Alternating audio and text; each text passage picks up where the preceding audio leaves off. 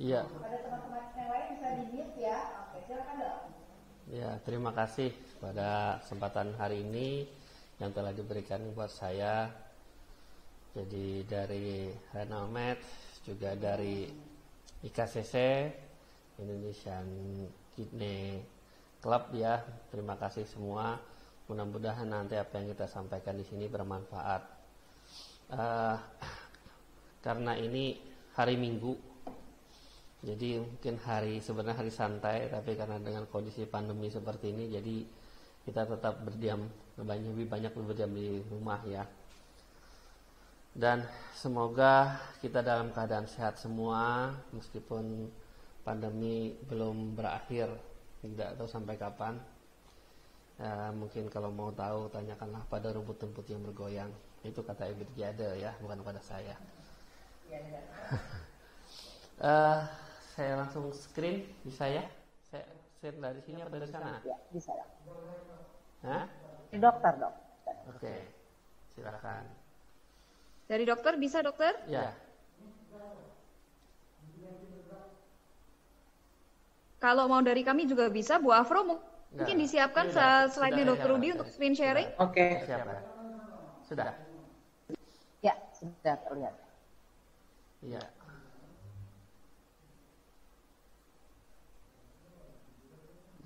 Tolong di ininya apa? Sudah ya? Sudah dok. Iya. Sudah terlihat Sudah dok. kelihatan ya. Jadi saya bicara tentang berat kering pada pasien-pasien yang hemodialisis atau HD rutin. Saya Muhammad Rudiansa dari Banjarmasin. Kebetulan saya tugas di Rumah Sakit Mulai Banjarmasin yang juga staf Fakultas Kedokteran di Universitas Mangkurat. Dan pada hari ini memang kita melaksanakan Dies Natalis Fakultas Kedokteran Universitas Mangkurat yang ke-30. Jadi sudah berumur 30 tahun, mulai beroperasional tahun 90. Sekarang udah tahun 2020. Dan karena pandemi ini, maka kegiatan ajar mengajar juga terpaksa sesuai dengan protokol kesehatan, dengan mengurangi tatap muka, akhirnya masih dilaksanakan dengan sistem daring. Tapi mudah-mudahan ini tidak mengurangi atau tidak menyurutkan semangat para adik-adik kita semua untuk tetap belajar ilmu kedokteran untuk bisa membantu pada masyarakat semua. Selanjutnya mungkin sedikit saya biodata. Saya lulusan dari Jogja, dari S1, S2 sampai spesialis, kemudian lanjut untuk khusus hemodialisisnya di Malang. Karena SMA saya juga di Malang, jadi kembali lagi ke Malang. Kemudian saya ambil konsultan ginjalnya di Bandung. Sekaligus juga lanjut dengan S3 ilmu kedokteran di Bandung juga. Saat ini sedang menempuh pendidikan ya dok ya. sarjana hukum, S1 sarjana hukum, dan juga S2 sarjana hukum. Mudah-mudahan dua-duanya bisa selesai juga. Dan saat ini saya juga alhamdulillah masih dipercaya untuk tahun terakhir ini di wilayah Kalimantan Selatan, dan juga ketua PKSI Perhimpunan Klinik dan Fasilitas Kesehatan Indonesia wilayah Kalimantan Selatan, dan juga ketua PKMKB Tim Kendali Mutu Kendali Biaya wilayah Kalimantan Selatan. Mungkin suaranya kecil ya? Suaranya kecil ya? Iya, suaranya kecil dok.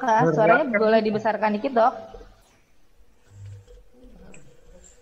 Oke, saya besarin. Yang mau dibesarin mic-nya atau suaranya nih? Suaranya. Suaranya. Suaranya. Sekarang udah lebih jelas terdengar sih dok. Oke. Ya, semua. Teman-teman yang lain gimana ya? Gimana suaranya? Terus sampai full. Lagi. Udah. Sampai habis. Gimana suaranya? Udah kedengar jelas. Kurang bagus ya, tambah lagi sedikit. Lagi tambah, tolong, tambah lagi. Ya, sampai habis.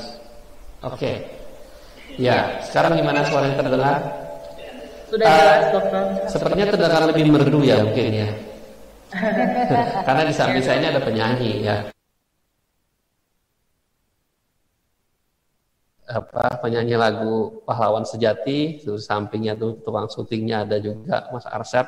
Saya bersama Multimedia Rafisa.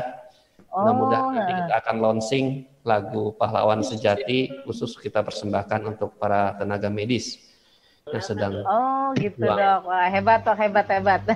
lagu ciptaan saya sendiri, alhamdulillah nanti di-arrange sama teman-teman ini semua. Ya, lanjut.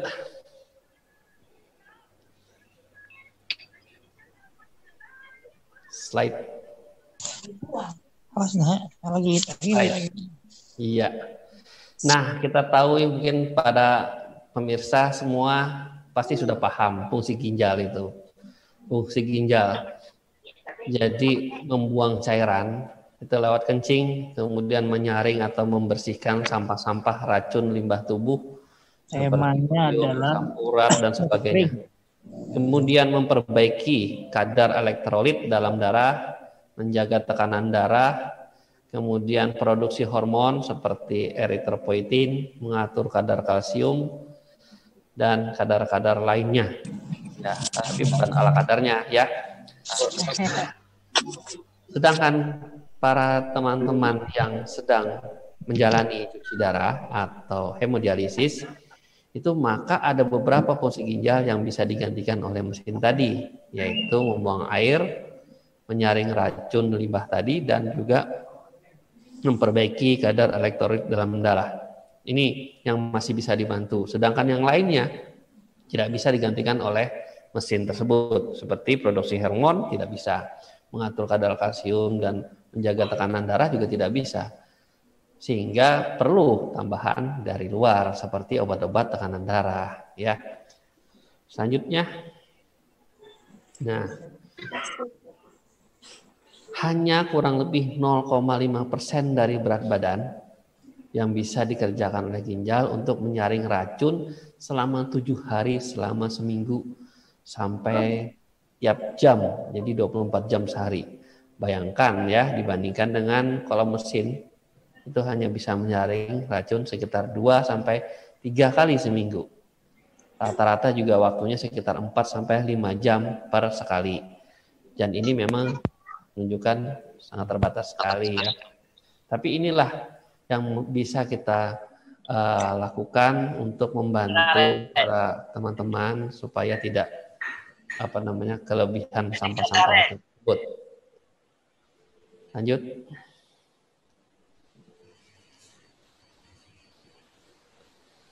Penyakit ginjal kronik yaitu pada pasien-pasien baru dan yang aktif HD itu kita lihat tuh jumlahnya banyak banget ya.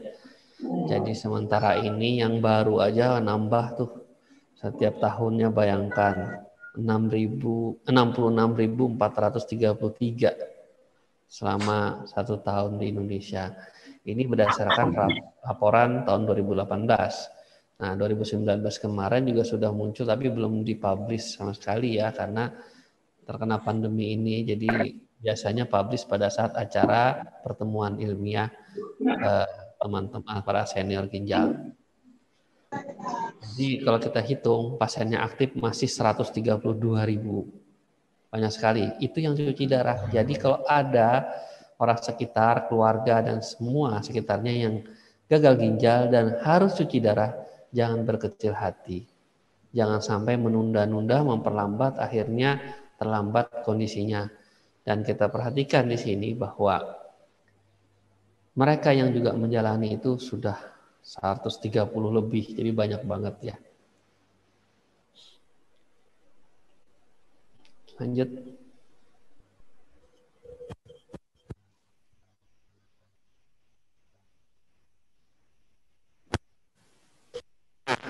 Terapi pengganti ginjal tadi itu memang ada beberapa macam ya yang bisa kita bantu.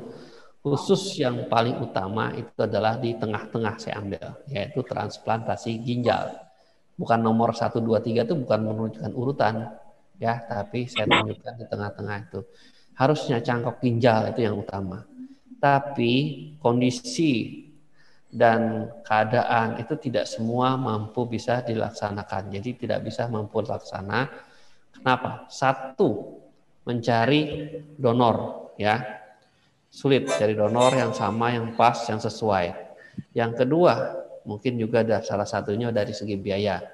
Memang dari asuransi, khususnya asuransi pemerintah yang disebut dengan tanggungan negara, BPJS, BKN, itu ditanggung sama mereka. Tapi ada batasannya. Kalau nggak salah sekarang itu batasnya sekitar 300 sampai 350 juta ya. Nah, mungkin dalam konteks sehari-harinya nanti itu yang mungkin agak sulit ya, karena pasien-pasien yang transplant ini perlu terapi yang rutin, tidak boleh putus. Nah, ini juga harus ada obat-obatan yang rutin yang diminum terus tidak pernah lepas ya. Hati-hati itu slide-nya kecoret-coret ya. Nah, ini yang perlu harus diperhatikan. Kenapa jadi transplant tidak mampu laksana secara umum seperti di negara-negara maju lainnya. Mungkin ada yang perlu di-mute itu suaranya. Ya, halo. Halo, peserta mohon di-mute. Mohon di-mute ya. Halo. Halo, mohon di-mute ya, Bu. Oke. Bisa dibantu Mbak Afro? Oke. Ya. Ya, silakan dong. Saya lagi screen sharing, agak susah mengkontrol. Nah, jadi kemudian yang berikutnya pilihannya adalah dialisis atau cuci darah. Nah, cuci darah ini ada dua, yaitu menggunakan peritoneal atau perut, ya, kantung perut tadi, kantung peritoneum, atau dengan mesin. Nah, kalau peritoneal dialisis atau cuci lewat perut itu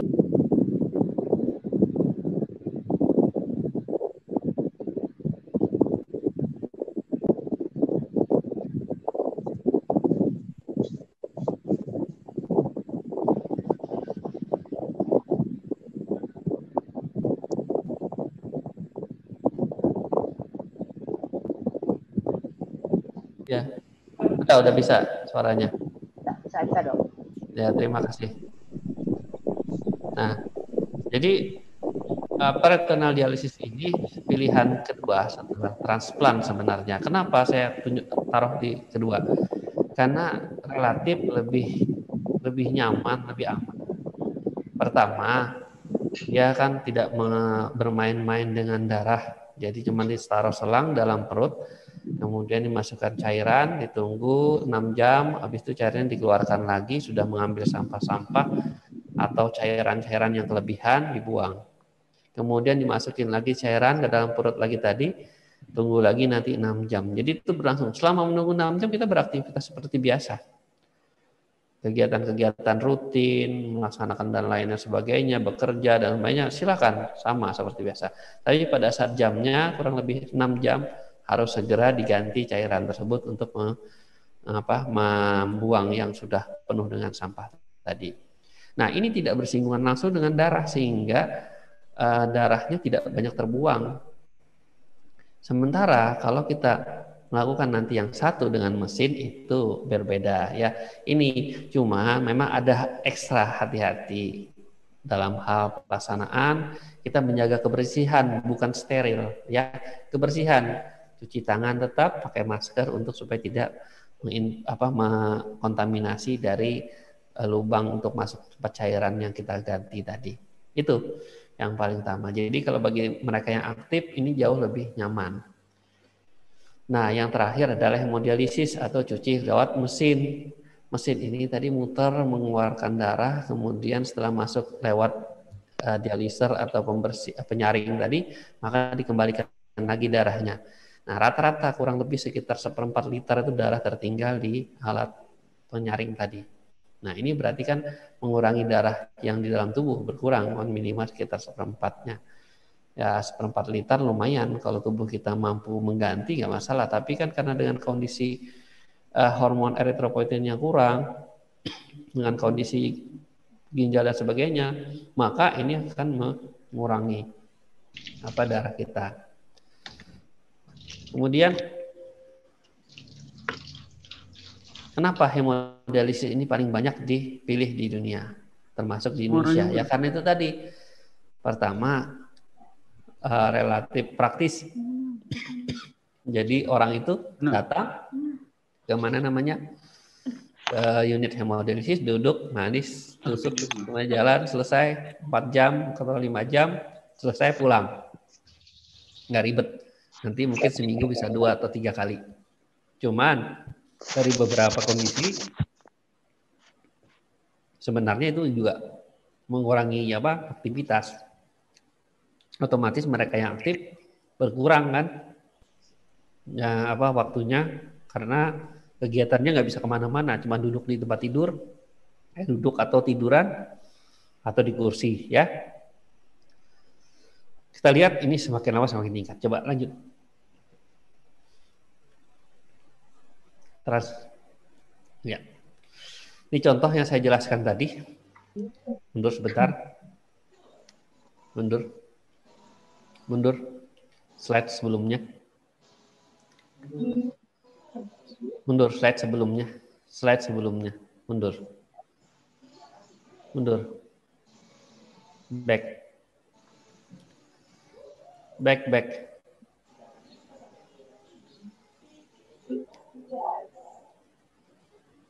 Mundur. Satu. Ya. Nah, ini yang saya katakan tadi bahwa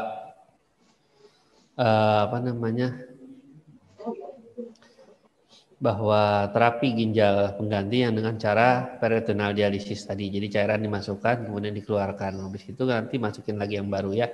Keluar masuk terus. Ya, lanjut.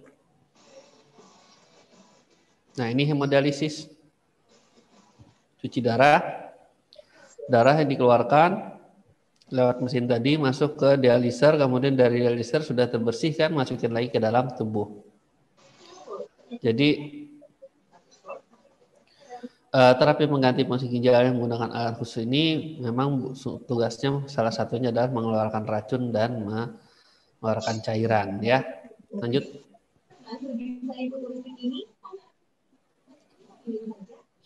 Ya. Prinsip dasarnya tadi adalah difusi dan ultrafiltrasi, yaitu difusi pergerakan zat terlarut melalui membran semipermeable tadi berdasarkan perbedaan konsentrasi antara zat dan atau molekulnya. Jadi nanti bertukaran. Kemudian ultrafiltrasi adalah aliran konveksi atau cairan tadi yang juga ada zat larutnya karena perbedaan tekanan hidrostatik maupun tekanan onkotik. Jadi ini airnya yang banyak keluar nanti. Lanjut. Cairan dalam tubuh yang kita tahu itu kita ada lihat tuh pembuluh darah ya, intravaskuler namanya. Intravaskuler itu artinya pembuluh darah. Jadi ada air di dalam pembuluh darah, ya kan? Nah, di dalam pembuluh darah itu ada darah yang berisi ya cairan atau air juga di situ. Kemudian di luarnya tadi ada sel-sel yang ya tubuh kita kayak otot dan sebagainya lah. Nah itu ada sel. Di dalam sel itu ada cairan juga disebut intracellular fluid. Sedangkan yang di biru-biru itu adalah nanti interstisial. Jadi bagian tubuh yang di luar. Jadi kalau orang kelihatan bengkak, udem, kakinya bengkak itu biasanya cairannya masuk ke interstisial ya. Itu kebanyakan. Jadi yang dari intravaskuler maupun yang di intraseluler kadang-kadang keluar masuk ke interstisial. Lanjut.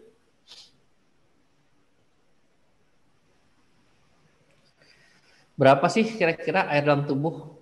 Jadi air dalam tubuh kita tuh memang hampir 60-70%. Sekitar 2/3-nya itu. Jadi bayangkan aja kalau orang dengan berat kurang lebih 70 kilo itu kurang lebih cairan di dalam tubuhnya itu mungkin sekitar 40 literan ya, sampai 45 liter.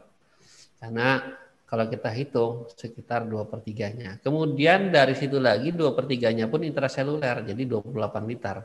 Sedangkan intravaskuler 3,5 liter dan interstisial 10 literan. Jadi kalau kita lihat ya, kalau kita ambil darah itu sekitar 3,5 liter dalam perjalanan pada saat kita cuci, yang ditarik misalnya anggaplah 3,5 liter, itu darahnya habis.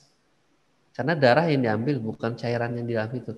Tapi dalam perjalanannya kan dia tidak sekaligus langsung mengambil 3,5 liter dalam kan dia berjalan sedikit demi sedikit sehingga perlahan-lahan maka cairan di interstisial juga ketarik, cairan intraseluler juga keluar dari selnya tadi masuk ke interstisial, dari interstisial merembes lagi juga tadi masuk ke dalam pembuluh darah, mengencerkan dari pembuluh darah masuk ke mesin saringan, kemudian ketarik airnya, pekat lagi, narik lagi air yang di luar pembuluh darah. Jadi seperti itu berjalan terus sehingga pada saat kondisi orang tertentu dia bisa kaget, mungkin nanti terjadi shock atau tensinya rendah. Nanti kita jelaskan di belakang. Lanjut. Nah, kita lihat ya air dalam tubuh orang itu. Tadi kita sudah ingatkan bahwa sama-sama 70 kilo, tapi belum tentu sama airnya. Kenapa? Karena kita harus pikirkan adanya massa otot dan lemaknya yang belum tentu sama, ya. Tidak ada cara yang mudah untuk mengetahui berapa banyak sih kira-kira yang berada adalah air dan berapa banyak lemak otot. Nah, itu susah memang. Yang kita lihat adalah gejalanya, dia ini bengkak atau enggak, yang disebut dengan edema tadi. Kita lihat tuh di sebelah kanan ada gambar itu, ya kan? Bagaimana kita mau menjelaskan, oh ini kurus, ini cairan, ini bengkak, ini gemuk. Nah, itu nanti kita hitung berdasarkan aturannya. Lanjut. Kalau misalnya air itu lebih, maka memang tampak dari beberapa gejala tadi. Salah satu misalnya kakinya bengkak, ya mukanya, wajahnya bengkak, dan juga paru-parunya. Kita lihat paru-parunya terisi cairan, ya penuh. Ya memang kalau untuk orang awam kan nggak bisa lihat seperti ini, tapi paling nggak dia kelihatan napasnya sesak, manggah di orang Banjar kalau orang Banjar, jadi megap-megap, ya. Kemudian kelebihan air dalam tubuh tadi itu juga bisa mempengaruhi ke tekanan darah, sehingga tekanan darahnya jadi tinggi. Kemudian apa? Obat-obatannya juga lebih banyak. Obat banyak berarti katanya alasannya teman-teman pasien apa? Minumnya juga banyak. Ya, jadi yang disalahin adalah obatnya sih, dokter ngasih banyak obat katanya. Jadi minumnya juga banyak. Nah, bingung. Kenapa? Karena pada sejak awalnya karena mungkin juga tekanan darahnya naik karena cairannya juga cukup banyak di tubuh. Karena apa? Karena minum sebelumnya banyak. Ya. Jadi ini yang harus kita lihat bahwa kedisiplinan antara para teman-teman pasien ini. Kemudian tekanan darah tinggi itu jadi salah satu faktor utama juga terjadinya kerusakan jantung yang disebut dengan hipertrofi dari ventrikel kiri atau bilik jantung yang bagian kiri itu bengkak, ya. Jadi ya. Bilik apa serambi ya? Saya lupa. Pokoknya ventrikel ya. Saya lupa dah bahasa Indonesianya. Kemudian berat kering itu apa sih? Tadi ada yang nanya. Bedanya berat kering sama berat enak. Waduh, kalau berat enak tuh habis, Mbak. Nanti dimakan terus ya. Semuanya nambah terus ya. Yang kita bicara di sini adalah berat kering. Berat kering. Bukannya digantung, dijemur kayak di sebelah itu gambarnya dijamur ya, dijemur, digantung supaya kering ya. Jadi ada cerita nih sedikit intermezzo aja. Jadi orang rumah sakit jiwa pasien suruh pulang mau dikeluarkan, nggak jadi dikeluarkan. Kenapa? Padahal dia udah sembuh, dia nyelamatin temennya hampir tenggelam, selamat di bawah. Terus habis itu Berat kering. kenapa kok meninggal? Ternyata saya gantung atau jadi jemuran. Gantungnya gimana? Gantungnya diikat sama di leher apa segala. Ya udah mati kan pasiennya temennya. Karena dia pikir kalau dia kecebur air basah harusnya dijemur kan, itu pikirannya. Benar pikirannya, cuman manusia yang salah dijemur kayak gitu.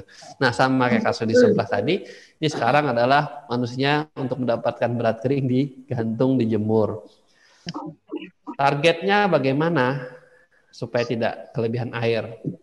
Kita cara menghitungnya dulu bahwa membuang banyak air sehingga tekanan darah rendah dan kram itu juga tidak disarankan. Jadi jangan terlalu cepat.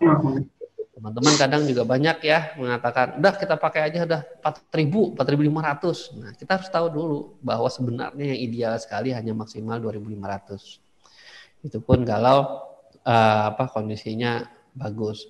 Tapi dalam kenyataannya banyak yang di atas 3.000 yang narik ya.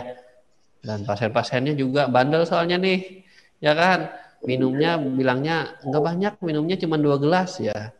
Tapi yang kelihatan, yang nggak kelihatan ya mungkin 4 gelas, 5 gelas ya.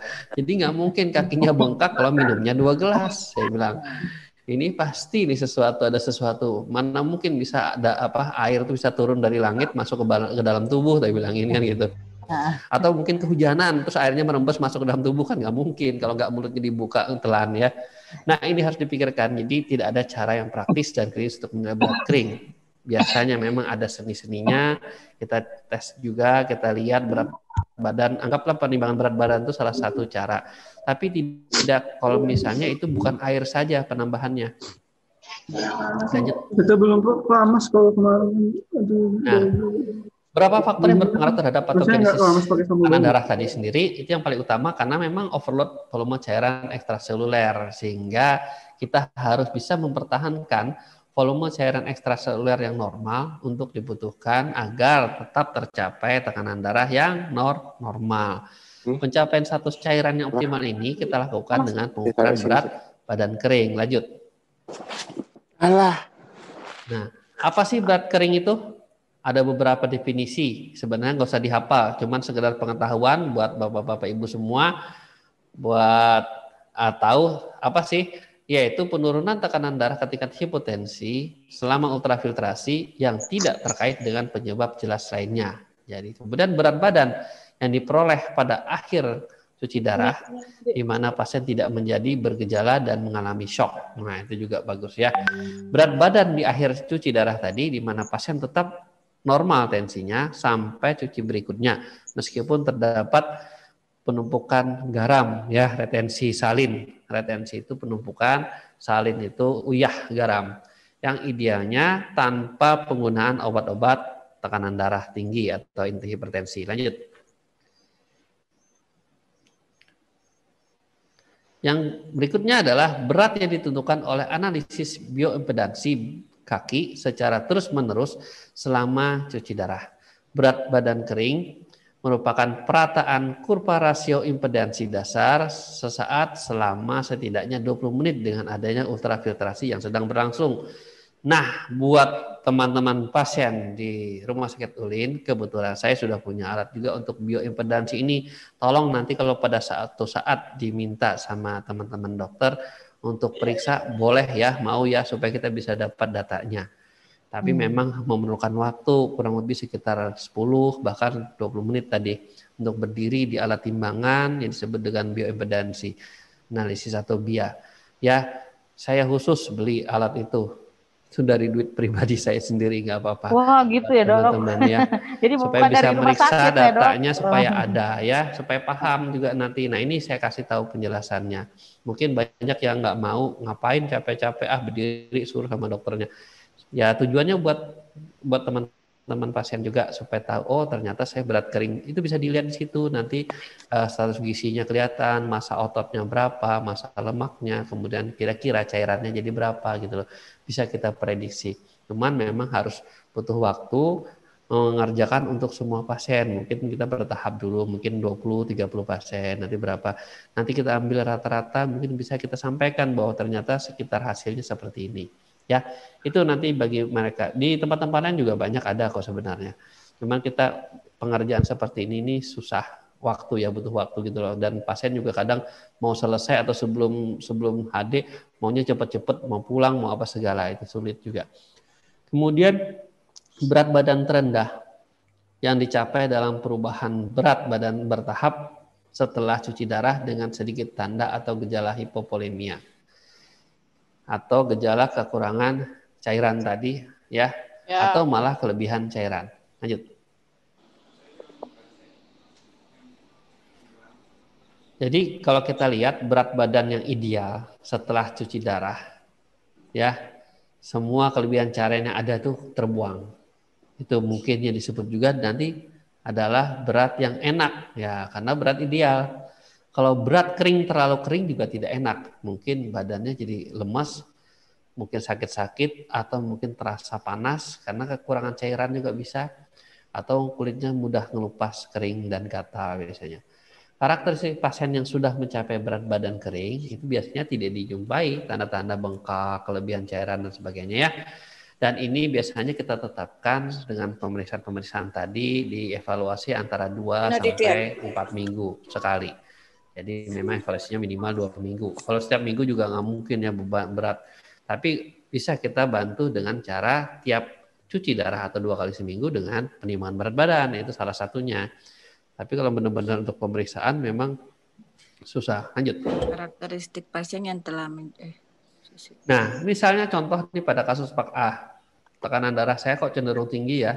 Jadi saya ingin sekering mungkin. Waduh, kalau sekering mungkin nanti dijemur kayak tadi kering gimana ya? Nah, Anda mungkin merasa lebih baik kembali ke cara lama dengan menghitung target berat kering dan menyesuaikan target berjalan waktu. Ini disebut juga dengan target yang kita harapkan yang sebelumnya. Terkadang saya merasa perlu membuang berapa kilo sehari ini, ya kan gitu kan? Karena penambahan beratnya 3 kilo, jadi saya buang 3 kilo juga.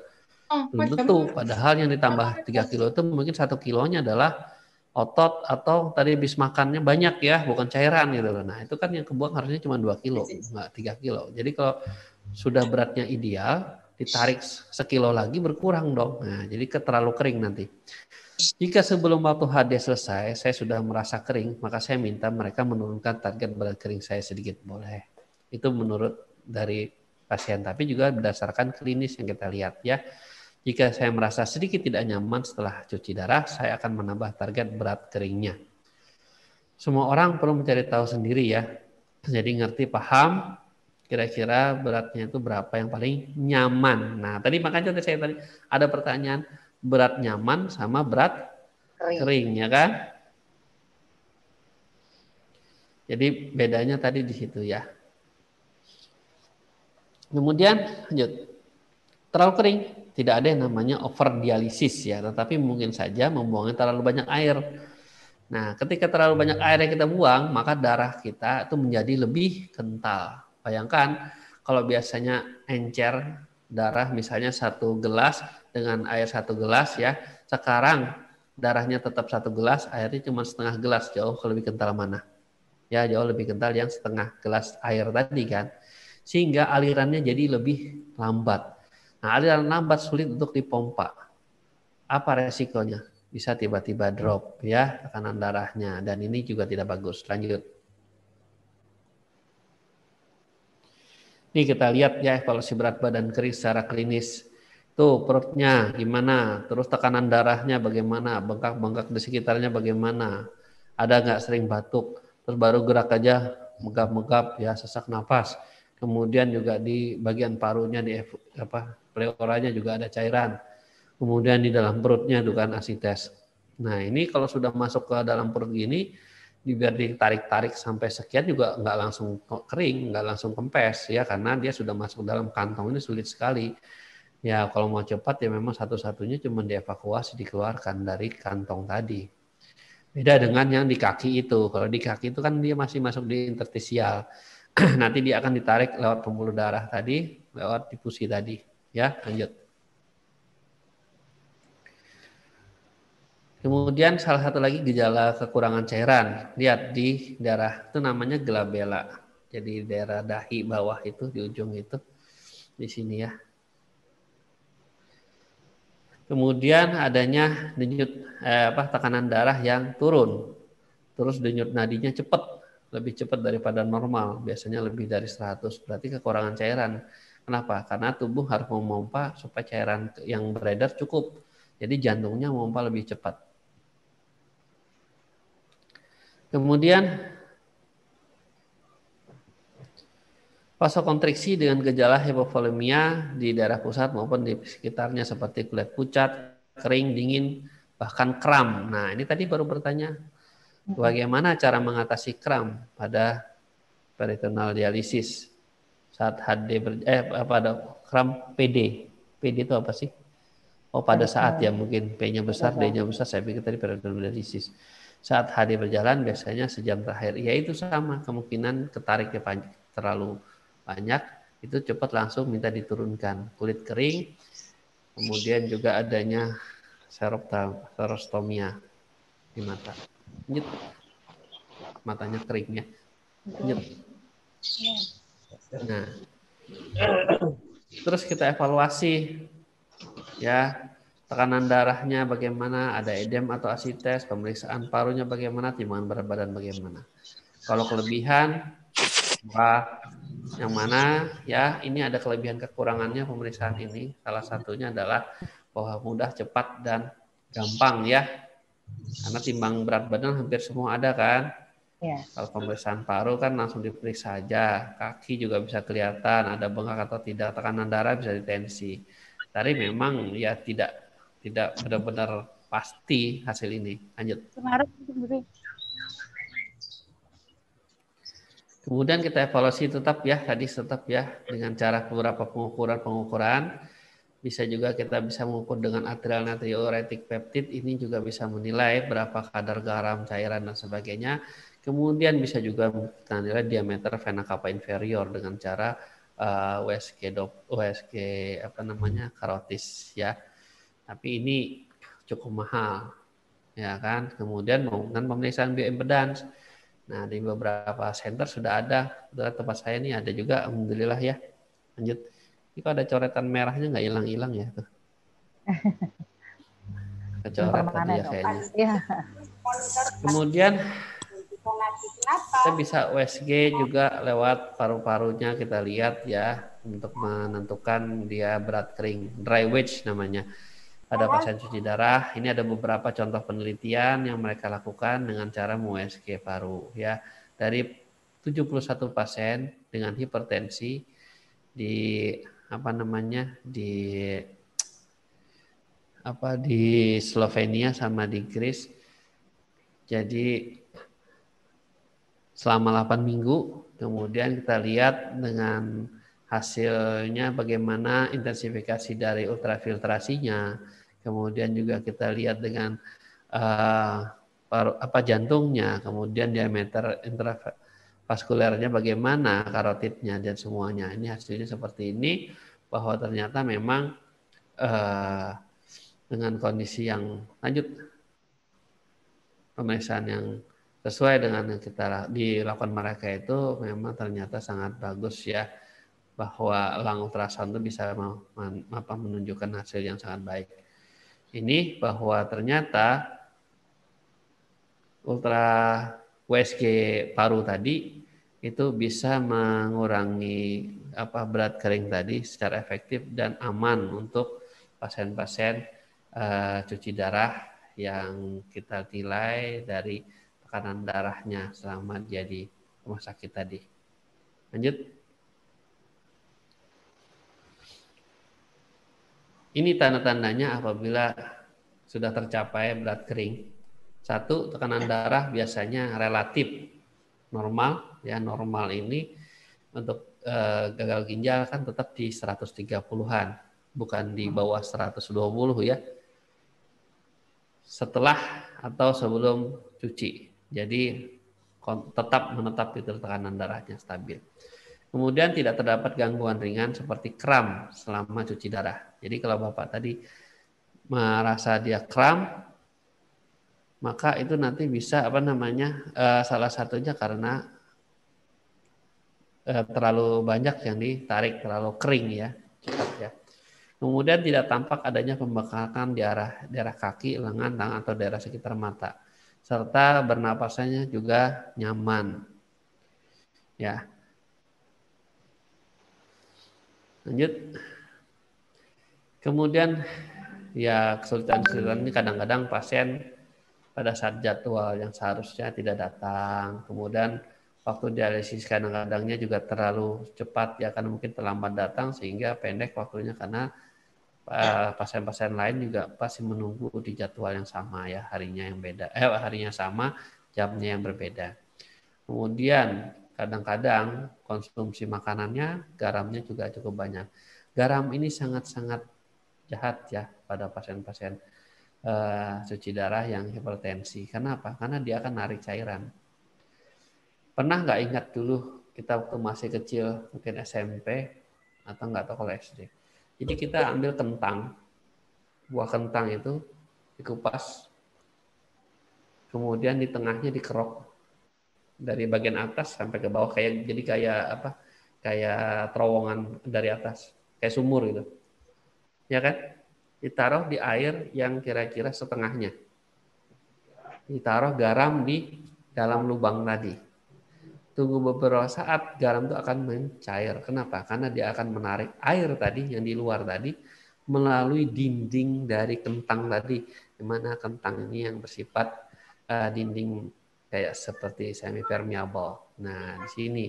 Jadi darah juga begitu. Kalau kita makan garam yang banyak, jadi di dalam darah kita garamnya cukup tinggi ya kandungannya, maka pekat dia akan menarik air di dalam tadi masuk ke dalam darah, sehingga dalam pembuluh darah airnya banyak ya, jadi banyak, otomatis tegangannya menjadi tinggi kan, bengkak kan, tambah besar. Ini yang menyebabkan tekanan darah jadi tinggi, karena yang diukur adalah tekanan di dalam pembuluh darah. Ini harus diketahui ya. Kemudian juga kelebihan dari natrium dialisat juga bisa. Kalau ini memang tidak bisa dimodifikasi. Aku bersih rumah tangga juga sadar. Tapi ini memang dari alatnya sendiri, dapat cairannya sendiri yang mungkin kelebihan. Lanjut. Kenapa? Ya, lanjut. Ya, interdiabetic weight gain. Jadi berat badan selama cuci darah ya, penambahannya bagaimana antar waktu dia cuci darah. Jadi cuci terakhir kemudian sebelum cuci berikutnya atau bagaimana berat badan. Ini bisa kita hitung berdasarkan berat badan kering. Jadi itu dianggap mungkin penambahan dari berat kering ke penambahan cairan.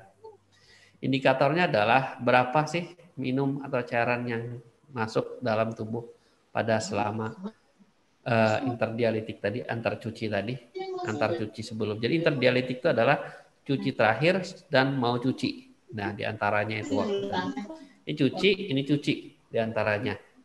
Itu interdialitik yang mempengaruhi status kesehatan pasien selama hemodialisis. Jadi kalau ini ternyata lebih dari 3% dari berat kering, itu maka harus kita perhatikan, karena ini nanti tidak bisa ditoleransi oleh tubuh. Ini yang namanya bengkak sekali. Itu tadi sekitar 2.500 lah maksimal. Jadi kalau kelebihannya lebih dari 3 liter, ya itu sebenarnya tidak baik. Artinya dalam hal kualitas hidup depannya. Lanjut. Ukurannya adalah bahwa berat badan pasien ditimbang secara rutin sebelum dialisis. Jadi yang pertama suaranya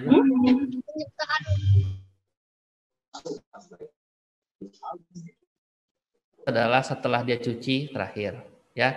Kemudian berat badan kedua sebelum mau cuci berikutnya. Kita lihat dibagi dengan berat badan yang sebelum cuci tadi. Itu 100% dikalikan, itulah kenaikan berat badannya. Lanjut. Nah, ini contohnya ya, yang kita harapkan pada hari 0, hari ke-2, hari ke-4, hari ke-6, di mana di sini ada penambahan intradialitik, itulah weight gain-nya dari berat kering tadi. Lanjut. Klasifikasinya apabila dia ringan, maka terjadi kenaikan sekitar 2% sampai 4%. Apabila sedang itu 5% sampai 6 atau 7%, ya rata-rata 4 sampai 6% lah. Berat, dianggap berat, kenaikannya itu lebih dari 8%, ya. Jadi ada dua pendapat menurut Koziat dan menurut Yeti, mana yang mau dipakai silahkan. Yang penting ada patokan masing-masing, ya. Lanjut. Ini kita lihat ya, misalnya awal HD pasien tampak kelebihan, gitu, 62 kilo. Setelah cuci turun 58 kilo. Jadi pada kasus ini harusnya diturunkan berat badan selama cuci darah tadi, selama antar cuci darah untuk kembalikan berat badan terakhir setelah HD pasien. Jadi sekitar di sini sebenarnya 4 kilo ya, termasuk besar banget ini. Ya sebenarnya ini tidak bagus, kecuali memang dia sangat-sangat kelebihan sekali. Beda kalau misalnya dia sebenarnya sudah berat keringnya, anggaplah di berat keringnya di 60 ya. Mungkin 60 atau 58 atau 59. tapi dia penambahannya sekitar 4 kilo boleh, masih mungkin. Tapi kalau dia berat kering aslinya misalnya tinggi, maka pengambilan banyak ini nggak terlalu berpengaruh besar. Misalnya memang berat keringnya ternyata 56, jadi dia naiknya 62, tapi memang kisaran rata-rata dia itu 58, berarti masih ada spare 2 kilo sebenarnya, atau 2 liter ya sekitarnya tubuhnya itu, yang kelebihan cairannya masih. Jadi diambil sekitar itu nggak terlalu berasa ya. Ya seperti ada contoh misalnya, biasa 92 datang, jadi 98, berarti nambahnya 6 kilo. Gimana cara ngejarnya supaya kram dan tidak kuat itu bisa teratasi? Nah ini juga harus dipertanyakan. Kenapa kok bisa naiknya sampai 6 kilo? Berarti kan harus diperhatikan ya. Lanjut. Ini contoh, jadi beberapa penelitian juga ya, mungkin nggak kalau saya jelasin nanti terlalu panjang banget. Itu yang rata-rata dari beberapa penelitian mereka di 28 negara ya, yang pasien-pasien cuci darah menggunakan bioimpedans spektroskopi. Itu sekitar yang normal itu sekitar 36%, yang moderat itu 33%, dan yang beratnya kelebihan hampir 24% ya, banyak banget ya, lumayan masih. Lanjut. Nah ada 2 faktor yang mempengaruhi tadi berat kering tadi selama yang terdidik, yaitu internal, yaitu minum. Nah perhatikan tadi minumnya. Kemudian rasa haus, ya mungkin juga karena kondisi hipervolemia atau kelebihan cairan bisa juga masih tetap rasa haus berlebihan, karena salah satu timbulnya sensasi haus juga yang terpicu ya. Lanjut. Kalau eksternal itu adalah salah satu itu stres, karena dapat mempengaruhi keseimbangan cairan dan elektrolit dalam tubuh. Stres di mana akan meningkatkan kadar aldosteron dan glukokortikoid, sehingga menyebabkan retensi natrium dan garam-garam lainnya. Nah, respon stres sendiri itu biasanya meningkatkan volume cairan karena curah jantung yang meningkat. Orang stres biasanya deg-degan nggak? Nggak mungkin kan orang stres tuh tenang, diam, santai, gitu nggak ada. Pasti deg-degan ya kan? Kayak misalnya kalau kita mau apel malam minggu, mau ketemu sang kekasih tuh deg-deg keringat dingin semua ya. Karena ada pacuan saraf simpatis dan parasimpatisnya terganggu ya. Dan itu pun bisa menyebabkan tekanan darah juga meningkat ya karena pacuan tadi, sehingga perfusi jaringannya menurun. Nah, cairan merupakan salah satu stresor utama yang sering dialami oleh pasien pada saat cuci darah. Begitu lihat air itu kadang-kadang stres. Stresnya adalah satu, pengen banget minum tapi nggak boleh ya kan, stres ya. Terus stres juga boleh nggak sedikit-sedikit, ya sedikit-sedikit tapi lama-lama jadi bukit. Jadi biasanya sih teman-teman tuh sering bilang, Dok, saya cuma minumnya seteguk aja. Ya, tapi kalau seteguk setiap menit, kalau 60 menit, 60 teguk. Ya kan? Nggak sengaja minum. Ya. Pengen lagi sedikit, haus kering. Sedikit aja, sedikit. Ya. Tapi sering, hati-hati ya. Nah, itu juga harus diperhatikan. Kadang-kadang kita lupa.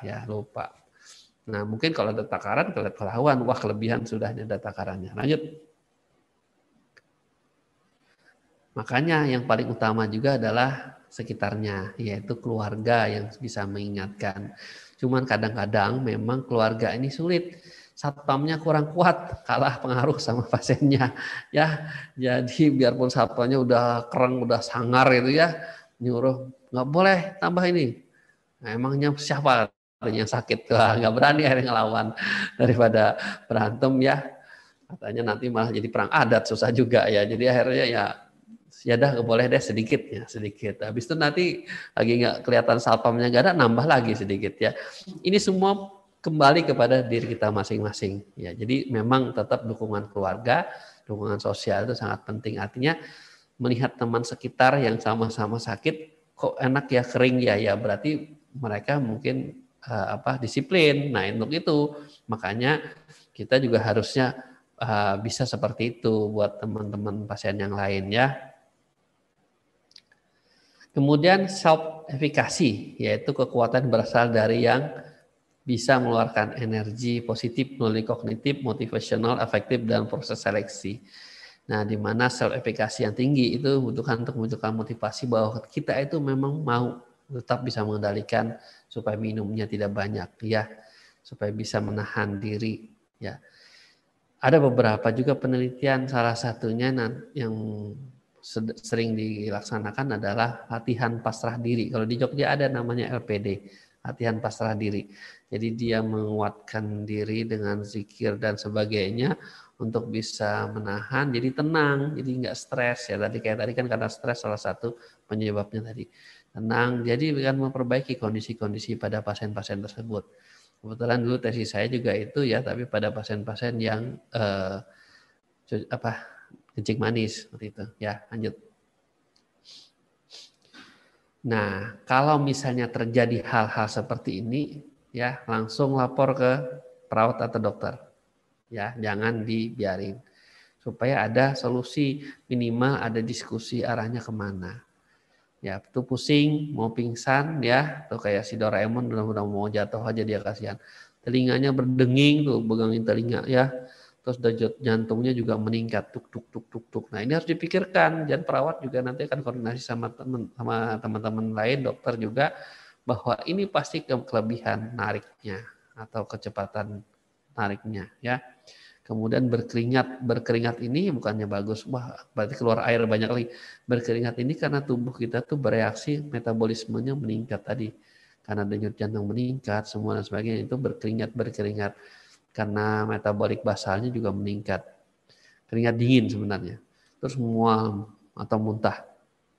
Kemudian menguap. Menguap ini bukan menguap udara menguap ya, menguap angop bahasa Jawanya. Nah, jadi kayak orang ngantukan, jadi lemas sebenarnya itu, ya. Contoh itu. Kemudian gatal, kenapa gatal? Garuk-garuk, kulitnya kering, merekah, pecah-pecah, itu yang sering bikin gatal. Sama kram otot yang sangat sakit sekali, ya. Ini yang biasanya sering dialami sama teman-teman pasien. Lanjut. Atau tiba-tiba tekanannya tiba-tiba drop, turun, ya. Nah, ini bisa karena airnya banyak sekali dibuang, begitu tensinya 80, 90 orangnya udah lemes gitu ya. Nah, ini bahayanya, makanya jangan buru-buru mengeluarkan cairan cepat. Kemudian menambah air sedikit akan membantu. Bisa. Jadi kalau memang kekurangan harus dikasih air. Kasih mungkin lewat infus, bisa juga lewat minum sedikit. Istirahat. Dan dilakukan juga mungkin dengan infus ya, tadi kan saya katakan atau minum sedikit tadi, atau dengan cara tiduran kakinya lebih tinggi, disebut dengan posisi Trendelenburg. Itu ada gambarnya di samping itu, kakinya di atas, kepalanya di bawah ya. Jadi bukan orang durhaka ya, kaki di atas bukan kepala di bawah, tapi untuk memposisikan supaya aliran jantung itu turun ke kepala, ke otak juga ya, atau yang di bawah di kaki dan sebagainya turun untuk ke jantungnya, bisa mengisi sehingga jantungnya bisa bekerja untuk mengisi darah di daerah-daerah atas, yaitu daerah kepala, supaya tidak pusing, tidak ngantuk dan lainnya. Lanjut.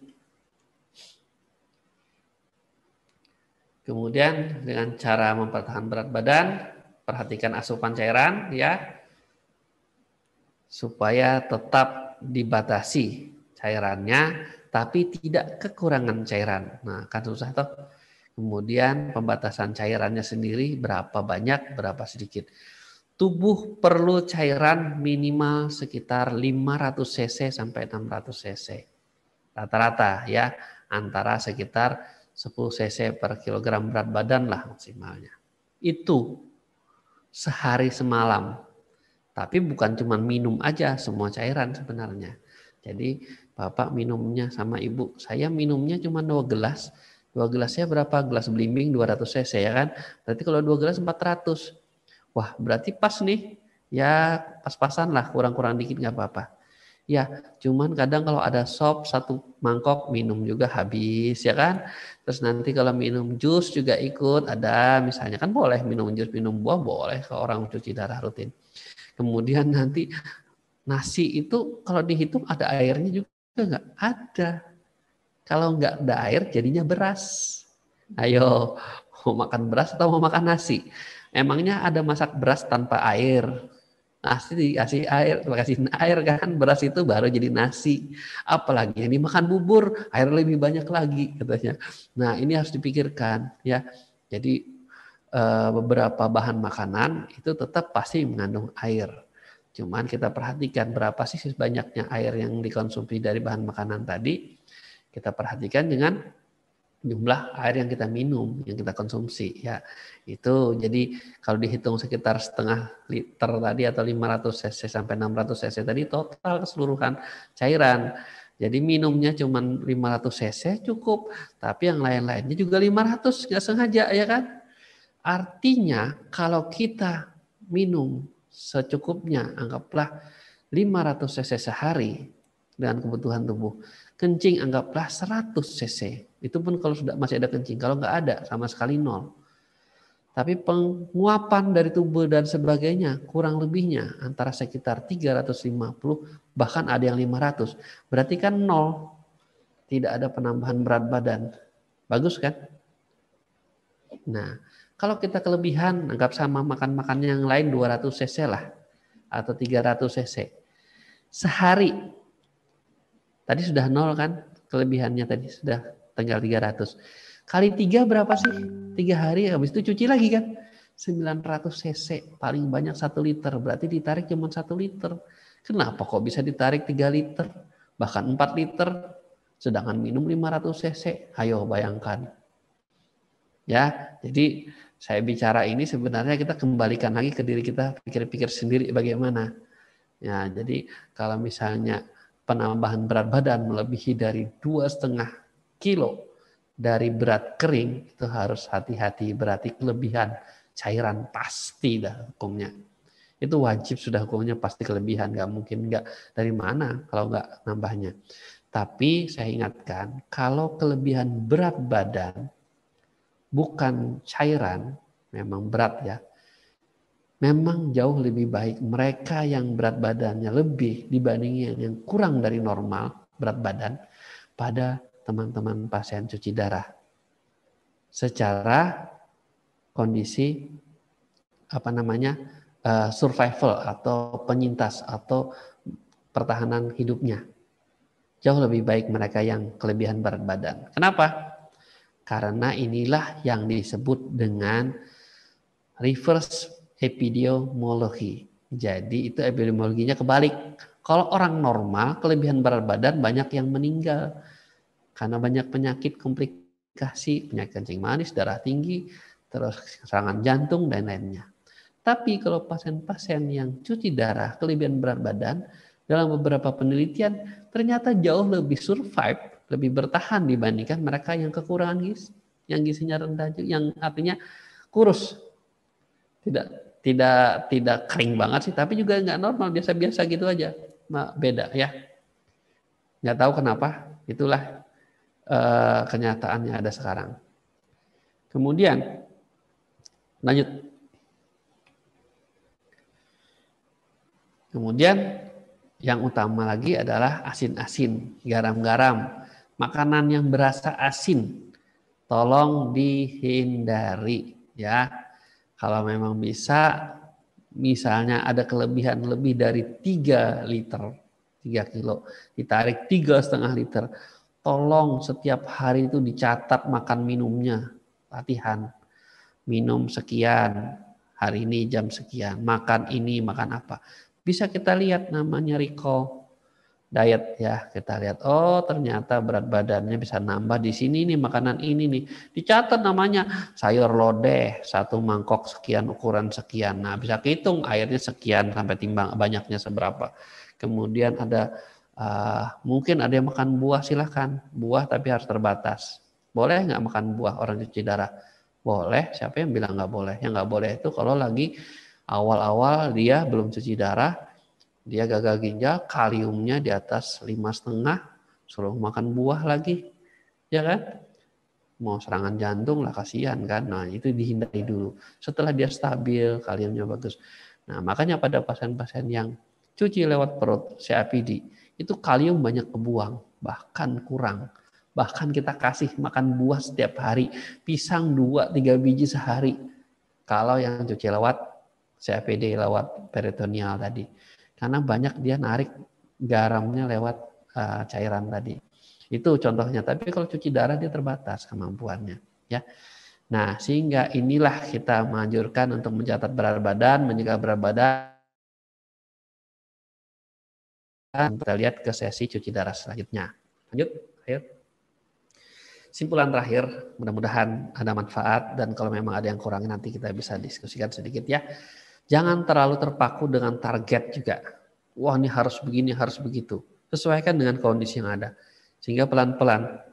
Kalau memang bisa, ya kita pelan-pelan. Jadi nggak ada hitungan yang fix harus bagaimana. Ya.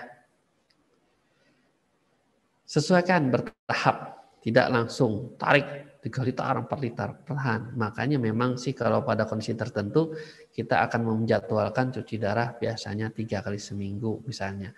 Tapi ini juga terbatas, tidak terus harusnya pasien mau minta terus 3 kali seminggu. Karena apa? Karena dananya terbatas, Pak, Bu. Ya, ini kan BPJS yang nanggung, BPJS cuma mampunya 2 kali untuk negara kita, ya udah mau gimana lagi. Kalau mau lapor sama Pak Jokowi, minta sama Pak Jokowi tambahin dong 3 kali seminggu. Nah, memang paling bagus 3 kali seminggu dengan jam mungkin yang juga tidak terlalu lama. Sehingga rutin ajak ya kayak ginjal kita 24 jam setiap saat mencuci. Di mana kondisinya nyaman, tekanan juga tetap normal dan selalu jaga asupan cairan yang cukup dan garam yang tidak berlebih tadi. Dan cuci darahlah yang rutin, jangan telat, jangan juga beranggapan bahwa kapan ya saya berhenti cuci darah. Jadi di sini cuci darah itu bukan mengobati ginjal, tapi menggantikan tugas ginjal, di mana ginjal sudah tidak bisa bekerja atau bertugas lagi. Jadi sudah pensiun, ya, sudah pensiun, sudah dapat pesangon, ya kan? Sudah berapa lama, akhirnya kita minta ganti tugasnya sama mesin tadi atau cuci darah. Nah, otomatis kalau mesin nggak dikerjakan, ya nggak ada yang bersihkan, nggak ada yang cuci lagi ya. Pakai mesin cuci juga nggak bisa. Atau mau ditaruh rinso di sebelah badannya juga nggak mungkin. Katanya rinso mencuci sendiri. Ya kalau untuk tubuh ya nggak bisa mencuci ya. Nah itu yang harus kita perhatikan.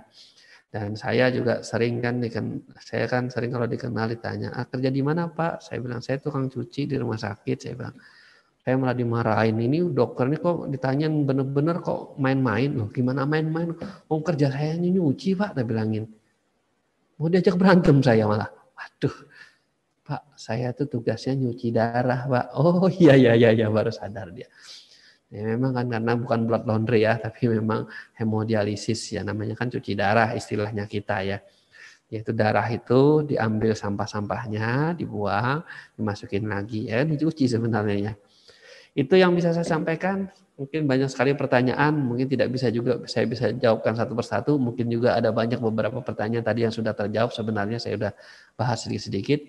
Atau mungkin juga nanti ada beberapa pertanyaan mungkin sudah bisa terjawab dari satu pernyataan yang saya bisa sampaikan. Untuk itu saya mohon maaf apabila ada kurangnya, karena itu semua pasti kekurangannya datangnya dari saya ya. Tapi kalau kebenaran pasti dari benar dan kita pasti juga sering salah. Nah, terima kasih. Saya buka buat bagi teman-teman pasien-pasien atau siapapun masyarakat yang ingin bertanya ya. Tapi kalau misalnya saya tidak mampu karena kemampuan saya terbatas, ilmu saya juga hanya sedikit ya yang dikasih sama Tuhan ke saya cuman segini, ya saya mohon maaf. Nanti mungkin bisa ditanyakan sama yang lebih ahlinya. Karena di atas langit pasti ada langit lagi. Kecuali sudah langit ke-7 habis. Nggak ada lagi langit ya. Langit katanya cuma 7 lapis. Ya itu saja. Silakan Bu.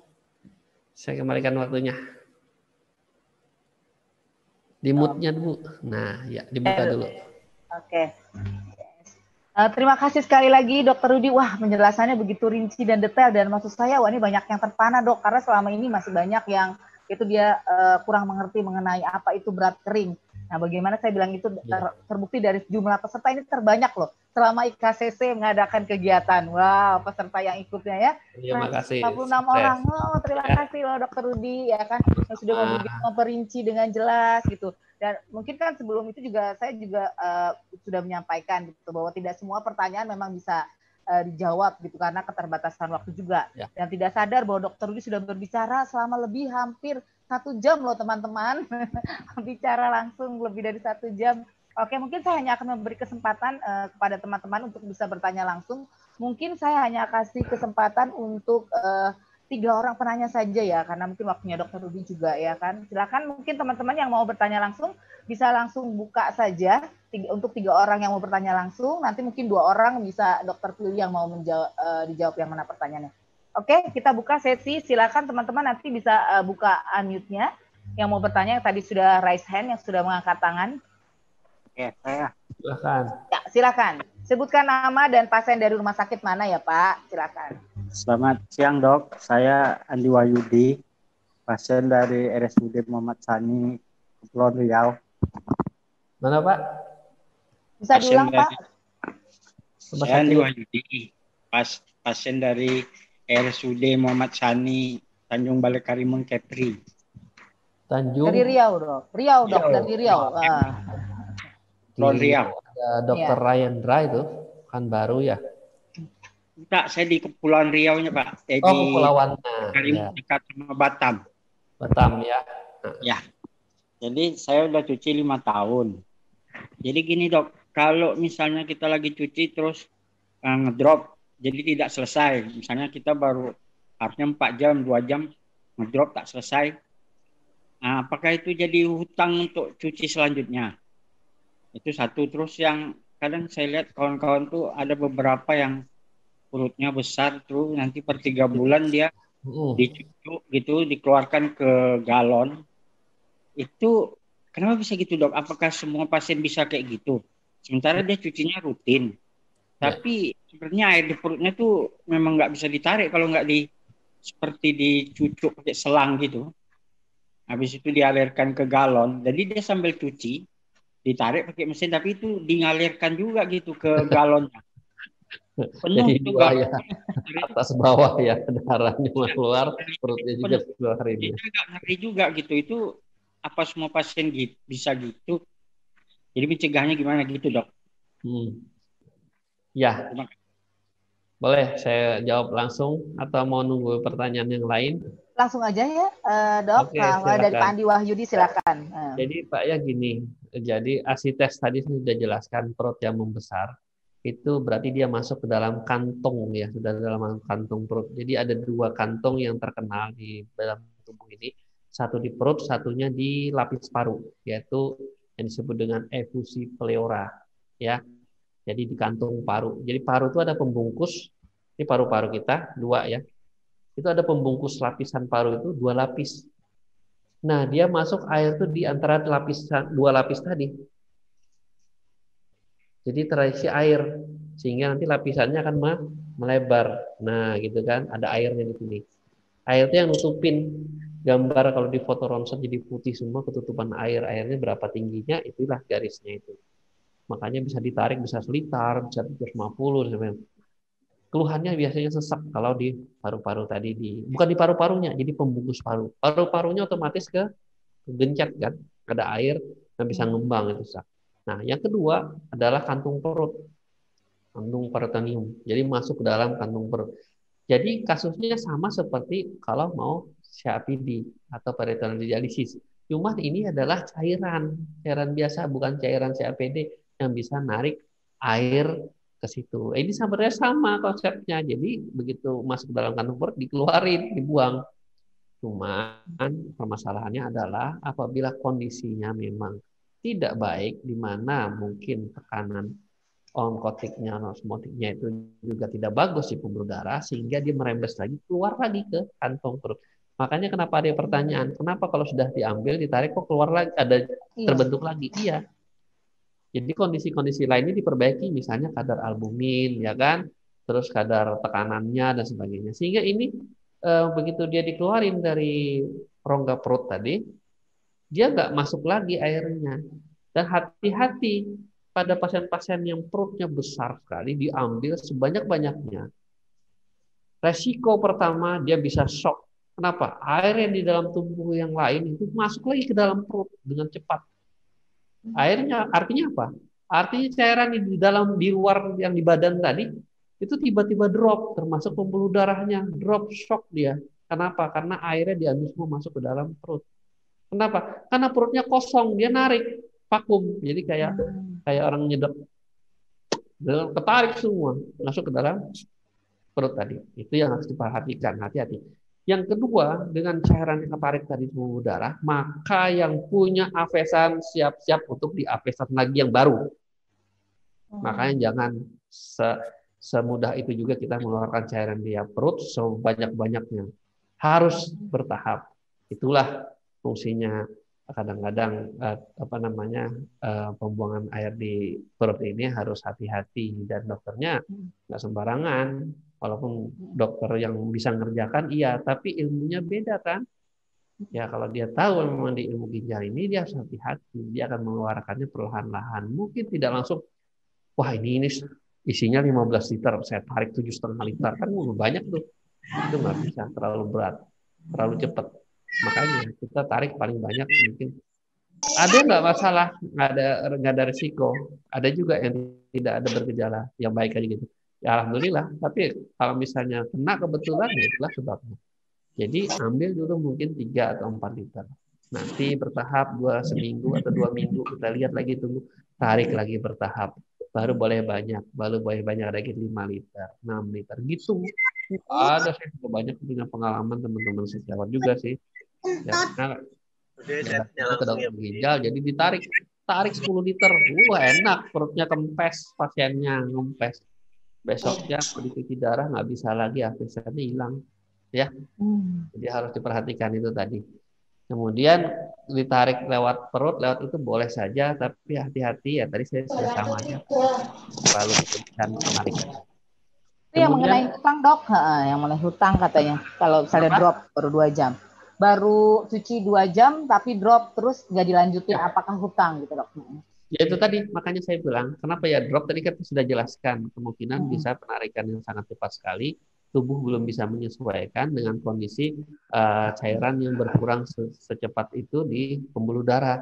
Nah, drop itu kan di pembuluh darahnya, kekurangan cairan, kekurangan air karena ditarik tadi, sehingga cuma tersisa darahnya. Nah, darah yang kental itu juga salah satunya beresiko dia alirannya juga melambat. Nah, aliran melambat, maka terjadilah penurunan tekanan sampai ke tempat-tempat lokasi-lokasi yang bisa menerima darah tadi. Itu. Jadi harus apa? Harus kita perhatikan resep HD-nya mungkin kita perbaiki, penarikannya mungkin terpaksa harus bertahap, berpelan-pelan tadi. Kalau perlu kita tidak, walaupun dia bengkak dan sebagainya, kita tarik sedikit-sedikit. Nah, mungkin inilah perlu penyesuaian. Apakah harus dicuci 3 kali seminggu dulu, ya? Kalau perlu, atau mungkin tiap hari. Tapi siapa yang nanggung? Karena BPJS nanggungnya biasanya cuma 2 kali seminggu. Dengan ada tulisan dokter ahlinya, dia akan bisa menambah menjadi 3 kali seminggu. Itu harus dipikirkan, ya. Kalau saya pikir itu bisa. Misalnya anggaplah 2 minggu atau sampai 4 minggu dan minum dijaga, cairan yang masuk dijaga. Yakin saya pasti bisa. Semua bisa kok. Nah, cuman untuk komplikasi lain itu bisa juga beda. Misalnya contoh adalah tadi kenapa saya sudah ditarik, berat ringan kering saya sudah bagus segala, kok tekanan darah masih tinggi ya. Tekanan darah salah satu penanda bahwa kelebihan cairan, tapi juga tidak bisa dipastikan apakah cairannya kering, tekanan darahnya juga harus normal. Belum tentu, karena salah satu fungsi ginjal tadi adalah mengontrol tekanan darah. Artinya faktor penyebab tekanan darah yang lain juga masih terjadi, karena tekanan darah itu adalah multifaktorial, sehingga banyak sekali mekanisme terjadinya kenaikan dari tekanan darah tadi, sehingga obat darah tinggi mau tidak mau harus dikonsumsi. Ya, salah satunya meskipun sudah berat kering, konsumsi tekanan darah dengan obat 5 macam, 5 jenis. tetap tensinya masih di atas 180 juga banyak ya. Sulit. Nah, sudah pakai obat apa lagi? Udah nggak bisa. Kenapa? Sudah tumpul semua dia dengan obat tadi itu. Jadi saraf-sarafnya untuk yang mengontrol tekanan darah juga hanya tidak sensitif lagi dengan obat-obat jenisnya macam-macam. Tuh ada 5.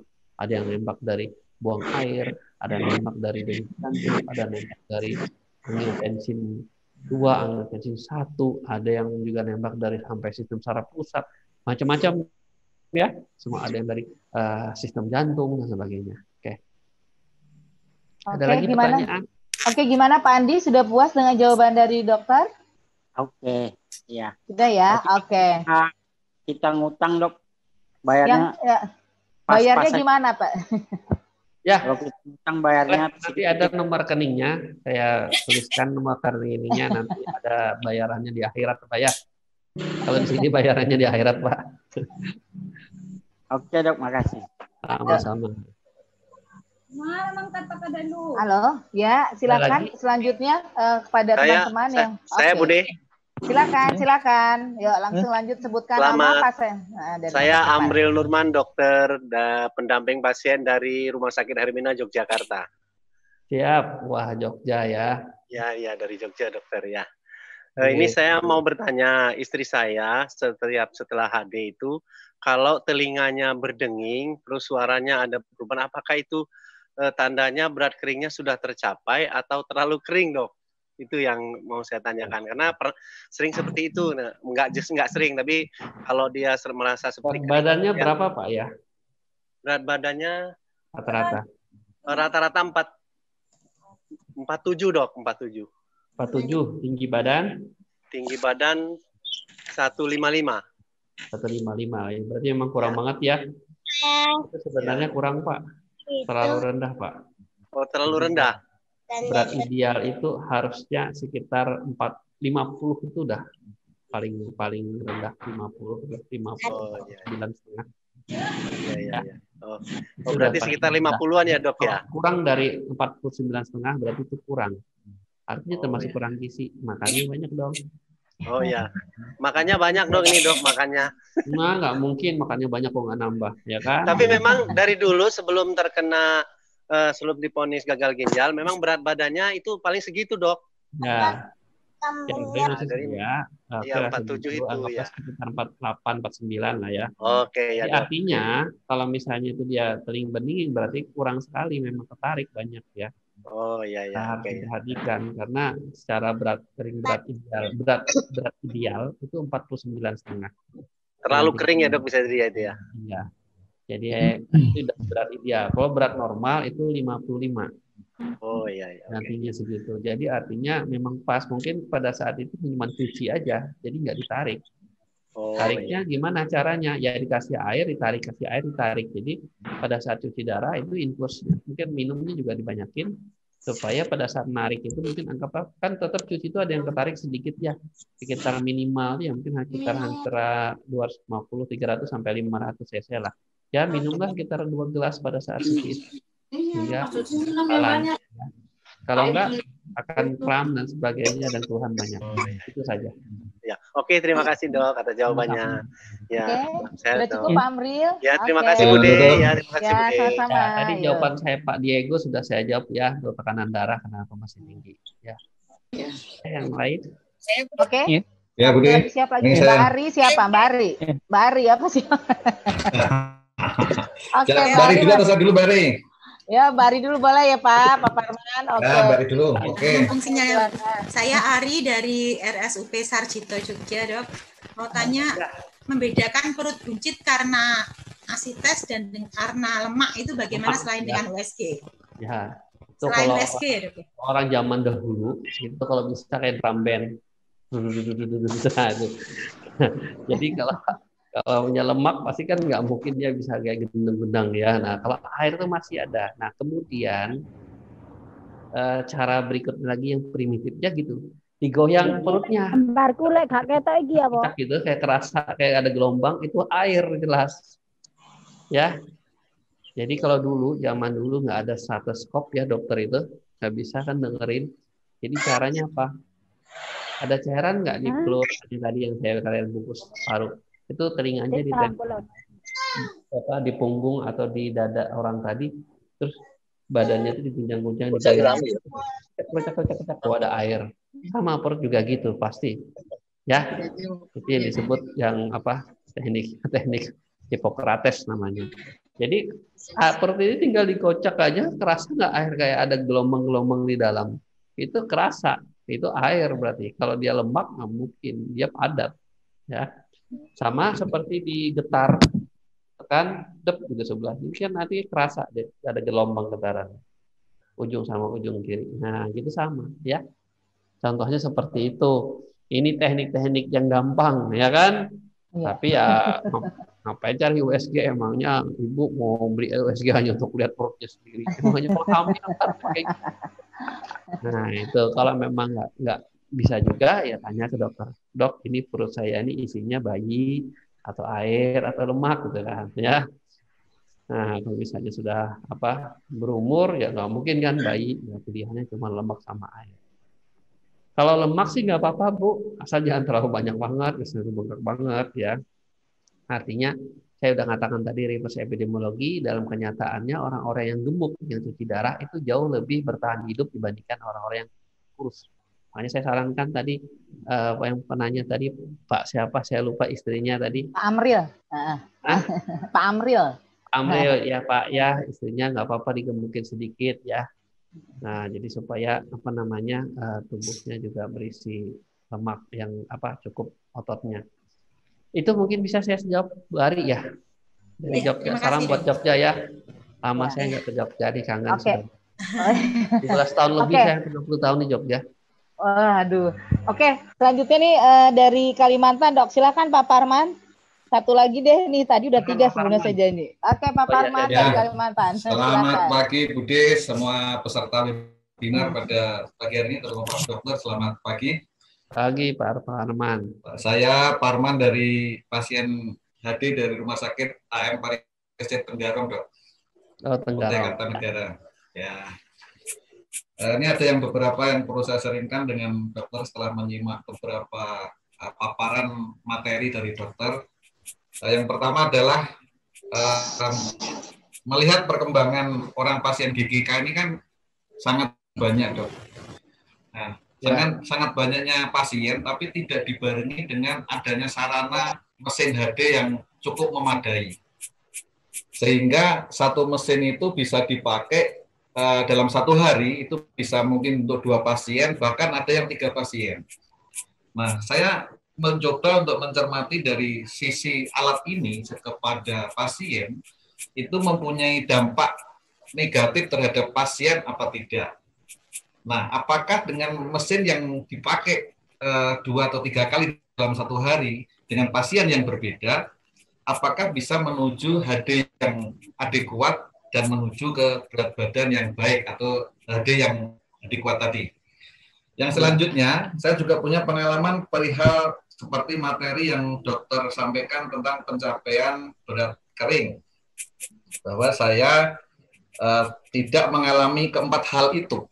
Ya, contohnya tentang tekanan darah dan lain sebagainya sampai pernapasan terasa nyaman dan tidak ngos-ngosan dan lain sebagainya. Saya tidak mengalami itu semua. Saya nyaman-nyaman aja dalam melaksanakan HD selama ini. Berat badan saya berkisar 87, 88. Jadi mohon pencerahannya dokter tentang dampak mesin yang berulang-ulang dan pengalaman secara pribadi perihal tentang berat kering itu. Jadi apakah berat kering itu setiap orang berbeda? Kok selalu saya kalau naik 2 kilo selalu suruh nurunkan lagi. Jadi kadang kita stres sendiri dengan kontradikti yang saya alami.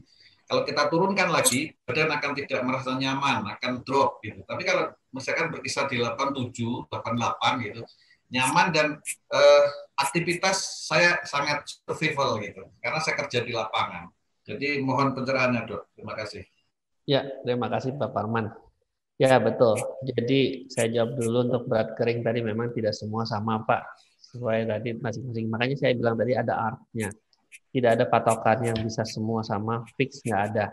Saya sudah jelaskan. Masing-masing orang berbeda-beda dan kondisinya juga.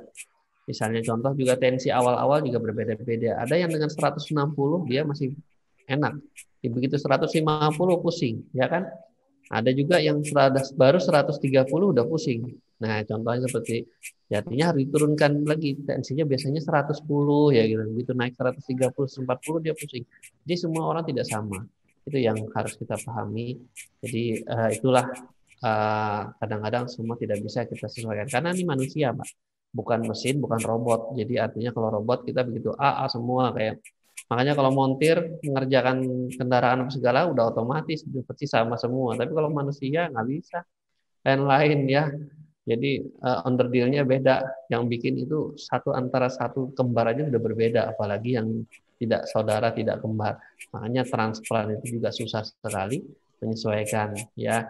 Nah, kemudian saya bicara lagi tentang berat badan tadi, kenapa kok baru 87 sebenarnya udah nyaman. Itu tadi kita sesuaikan dulu, nanti baru misalnya memang masih lebih ya kita bertahap turunkan pelan-pelan. Tidak bisa sekaligus, kan saya udah bilang tadi kita tetap bertahap. Kemudian dan yang satu lagi adalah masalah mesin. Jadi kenapa kok katanya kurang mesin? Sekarang kalau misalnya satu orang pakai satu mesin, udah bawa aja pulang Pak ke rumah masing-masing, cuci darah di rumah sendiri-sendiri. Nggak bisa Pak, karena memang kebutuhannya nggak bisa seperti itu. Satu tempat. Kalau misalnya satu orang pakai satu mesin semua, berapa tempat yang mau dipakai? Mungkin satu lapangan bola juga nggak bisa dikerjakan itu.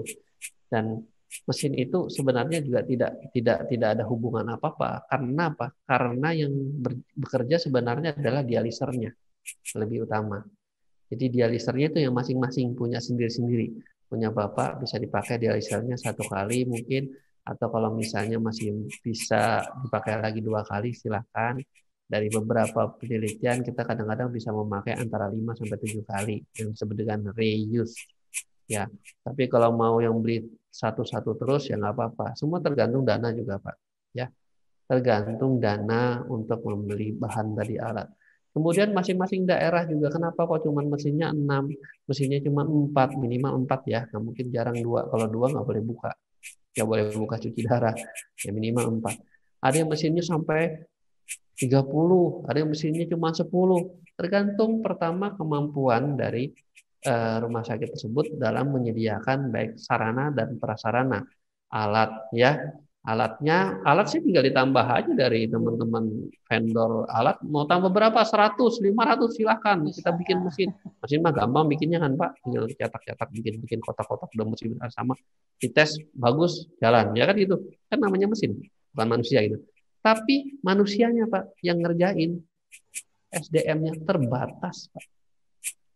Sekarang Bapak tahu di Kalimantan itu berapa sih yang ada? Saya tanya Kalimantan Selatan, Kalimantan Tengah aja belum ada konsultan ginjal. Coba sekarang. Kalimantan Selatan baru saya, mudah-mudahan ya setahun ke depan sudah ada lagi junior saya. Kalimantan Timur baru kemarin sore. Kemarin sore baru berapa minggu itu kan belum balik kan. Belum selesai benar, sudah selesai ujian selesai. 1. Kalimantan Utara sudah ada 1, 3. Dulu dari Kalimantan Tengah, karena Kalimantan Selatan. Dari Kalimantan Barat baru 1 juga. Coba Kalimantan pulau seluas itu yang mau jadi ibu kota negara, berapa konsultan ginjalnya? Sekarang saat ini baru 4, baru mau 4, 3, baru mau 4. Pulau lain, saya tanya banyak kan? Ya banyak lumayan. Itu contoh Pak maksud saya. Jadi sulit. Kalau kita mau katakan, wah bilang mesin kurang, nggak kurang sih. Memang mesin bisa dipakai berapa orang. Di beberapa tempat satu mesin itu bisa untuk 4 atau 5 orang pas sehari. Rata-rata kan kalau misalnya main antaranya sekitar 5 jam, 4 sampai 5 jam. Jadi kalau dihitung 5 jam sehari, kalikan 5 berarti 25 jam. Nah, artinya paling maksimal 4 kali main. Kalau dia pakai 4 jam, bisa kali 5, 20 jam. Berarti ada spare 4 jam kan. Anggaplah setengah jam antar perpindahan. Ya, sisanya 2 jam istirahat mesinnya. Capek, tiduran dulu, istirahat, leyeh-leyeh dulu Pak ya. Meluruskan badan dulu. Habis itu main lagi. Nah, coba bayangkan. Itu kenapa keterbatasan tempat juga. Karena setiap mesin rata-rata kita menggunakan antara 2 meter jaraknya dengan mesin lain. Kedepannya antara sekitar 3 meteran. Kalau yang bagus itu 4 meter, tapi hadap-hadapan jadi 8 meter ya kan. Itu yang bagus. Sekarang coba perhatikan di tempatnya Bapak dan Ibu, berapa jaraknya tuh. Benar nggak sudah sesuai standar itu? Mungkin ada yang lebih dempet lagi karena keterbatasan tempat.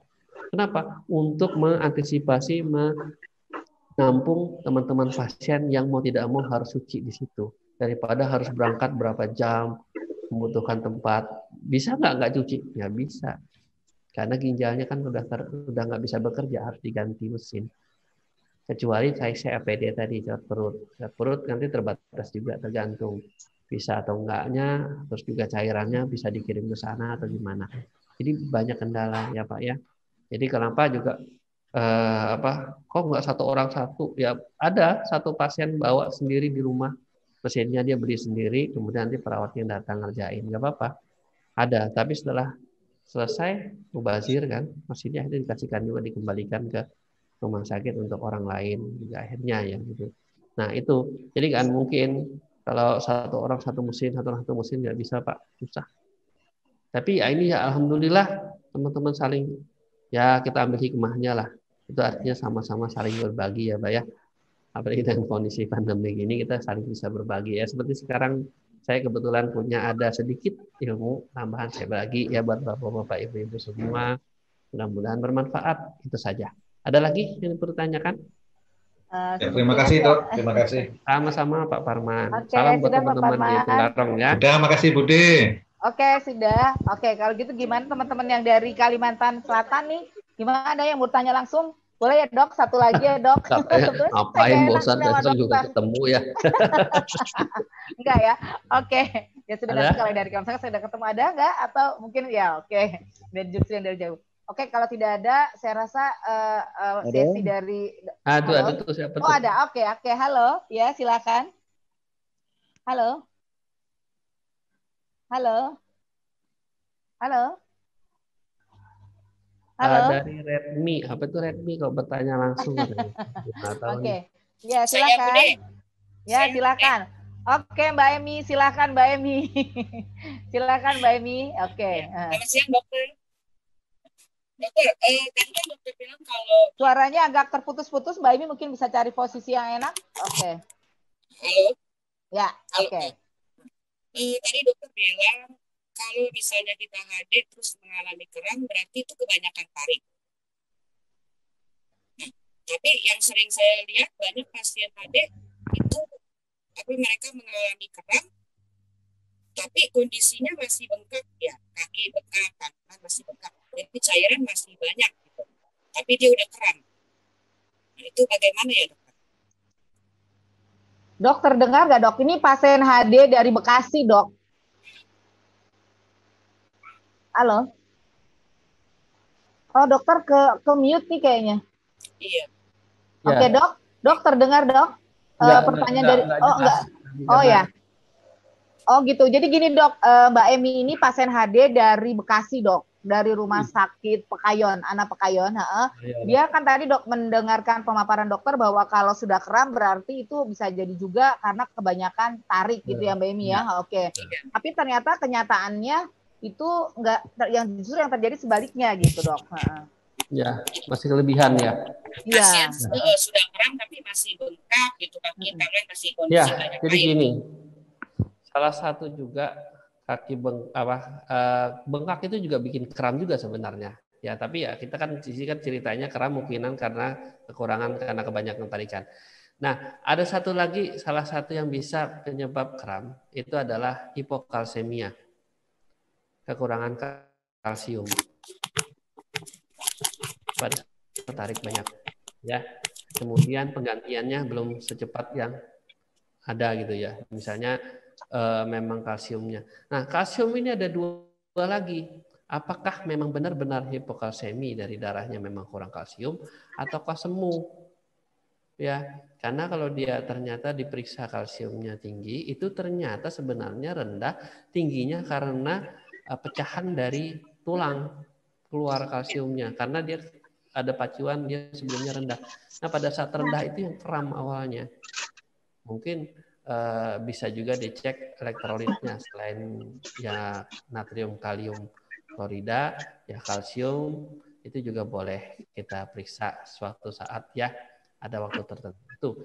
Yang kedua mungkin saraf, ya, karena saraf otot-otot kram itu juga bisa kita bantu tadi dengan pemberian mecobalamin atau vitamin B dan sebagainya.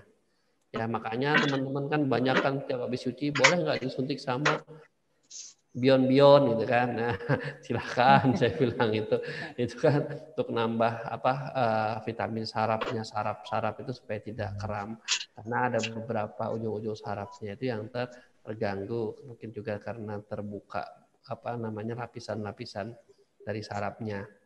Nah, atau juga karena sudah lama penumpukan dari urium yang lama itu juga mengiritasi dari saraf-saraf perifer tersebut. Itu yang bisa mungkin perlu satu-satu dibenahi dulu ya. Mungkin kalau cairan cukup ya jangan ditambah, jangan ditambah lagi. Mungkin yang lain lagi kita lihat kalsiumnya bagaimana. Kalau kalsiumnya cukup ya mungkin vitamin sarafnya kita tambahkan. Kalau enggak ya berarti mungkin juga karena kurang gerak aktivitas. Pada saat HD kan kita nggak bisa bergerak macam-macam. Itu bisa dengan fisioterapi. Ya, fisioterapi biasa yang umum ya kita sendiri pijat-pijat sendiri kan untuk aliran darah. Karena mungkin aliran darahnya tidak lancar, kental atau pada saat cuci ya bisa. Tadi termasuk saya mau menjawab yang masalah kekentalan darah tadi juga bisa diperhatikan ya resikonya, karena itu kan bisa juga karena darahnya kental maka aliran darahnya juga tidak lancar ya. Karena sih ada yang nanya di sini gitu loh, kenapa kok darah kental gimana gitu kan. Nah terus tadi ada yang nanya masalah pembahasan penularan hepatitis dipengaruhi penggunaan mesin bergantian. Enggak Pak, sebenarnya enggak. Kalau aslinya kita hanya mencegah pada saat ruangan itu supaya tidak tercampur itu saja. Tapi mesin itu jarang sekali menularkan kecuali pada saat nusuknya. Karena mesinnya sendiri nggak diapa-apain. Dia itu tidak bersinggungan langsung dengan darah mesin itu. Jadi dia selang Pak yang paling penting. Selang, dialiser lewat, keluar, masuk lagi ke selang. Tertutup dari situ. Cuma sama cairan yang masuknya ke ke dialiser itu tadi bersinggungan, berselisihan itu aja. Jadi kalau untuk hepatitis B segalanya. Kemudian ini ada yang nyebut juga teringat almarhum Bapak Jarwoto. Iya, beliau adalah senior saya. Saya dulu dekat sekali sama beliau, main sepak bola juga semua ya zaman dulu. Ya mudah-mudahan Pak Bambang Jarwoto diberikan tempat yang layak ya. Nah itu tadi yang bisa saya sampaikan. Ada lagi yang masih sempat, ada yang ketinggalan kurang. Bude bisa bertanya Bude. Oke.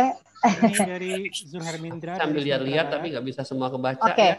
Dok, ada lagi satu lagi boleh Dok yang mau bertanya langsung? Boleh. Silakan Pak Juhan. Mbak Eni sudah ya. Terima kasih. Oke. Silakan Pak. Waktu kita sampai nanti sore kan jam 5 ya. Selamat dokter masih mau nggak apa-apa Dok? Nah, mumpung dokter mau nih, wah saya seneng banget. Ya oke, silakan Pak Juhan, silakan. Oke. Nama saya Zulhermindra dari RSUD Padang Panjang Sumatera Barat. Ya. Ada yang mau ditanyakan. Saya sudah HD hampir 8 tahun dan setiap selesai HD itu selalu mengalami sakit kepala. Ya, kadang-kala intensitasnya tinggi, kayaknya mau pecah, tapi kadang-kala hanya sekedar berat saja gitu. Saya memang punya tipe darahnya agak kental Dok, jadi heparinya maksimal setiap cuci darah gitu. Ya. Terus gimana cara mengatasinya Dok dengan sakit kepala ini? Apakah ada hubungannya dengan berat kering? Berat saya tuh 64, 65, tapi sesudah cuci darah jadi 62, jadi 61 gitu. Tinggi badan berapa Pak?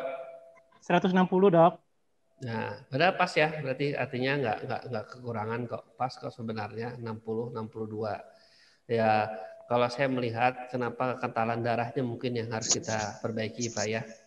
Jadi memang resiko koagulopati atau darah kental pada pasien-pasien cuci darah ini memang sangat-sangat sering sekali terjadi. Saran saya boleh ditambah dengan pengencer darah ya, meskipun ya resikonya pendarahan pada saat cuci ya. Jadi diharapkan pada saat cuci heparinya normal, nggak berlebihan. Tapi setiap hari Bapak konsumsi pengencer darah. Ya saya sarankan kalau yang paling relatif lebih aman ya golongan kelompok yang clopidogrel atau ya mungkin juga golongan apa namanya nih kalau mereknya Pretaal ya. Saya kadang lupa juga apa isinya. Jadi itu ya kasih 2 kali 50 kah dosis kecil ya atau mungkin clopidogrel 1 kali 75. Kalau misalnya terlalu encer ya selang sehari boleh. Atau kalau nggak ada kepepet banget ya mau tidak mau ya golongan NSAID jadi aspirat ya setosal silahkan. Cuman setosal ada beberapa yang harus diperhatikan resikonya mah lambung ya jangan sampai ada keluhan nanti nyeri ulu hati satu. Yang kedua apa namanya darahnya juga lebih banyak encer hati-hati ya. Tapi kalau misalnya tidak teratasi di pakai itu rutin. Kalau yang sakit kepala itu kira-kira kenapa dia dok? Salah satu mungkin bisa itu karena darah kental maka aliran darah itu akan lambat. Nah otomatis oksigenasi ke otaknya berkurang.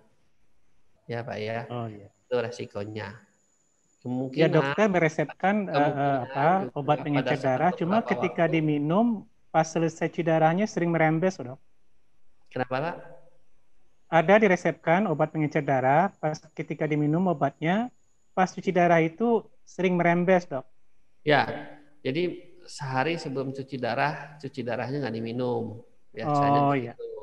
Jadi kan karena mau pakai heparin juga kan, jadi pas cuci darah. Makanya saya bilang bisa selang-seling sehari. Biasanya pertama dulu kan, habis itu encer kan, mulai encer-encer, nah mungkin selang sehari ya. Jadi ya itu tadi saya bilang tidak ada yang semua fix Pak. Kita akan melihat kondisi tergantung pasiennya. Begitu pasien begini kita akan berubah. Pasien begini, jadi nggak ada obat gitu. Makanya cuci pun tidak ada terus begitu. Cuci itu nanti ada evaluasi juga. Oh ini kok ada kondisi begini, kita turunkan kecepatannya. Oh kita naikkan kecepatannya. Oh kita tarik lebih banyak, lebih sedikit. Itu sesuaikan dengan kondisi yang ada. Ya Pak Zul. Oke, terima kasih dok. Assalamualaikum warahmatullahi wabarakatuh. Oke, terima kasih Pak Jul. Sudah ya Pak Jul. Oke. Ya, kasih Bude. Iya sama-sama. Oke. Oke dok, kayaknya, aduh, saya sih maunya sampai jam 5. Mau sih dok, tenang aja dok. Selama ini Kalbe yang ngebayarin Zoom-nya, tenang aja dok.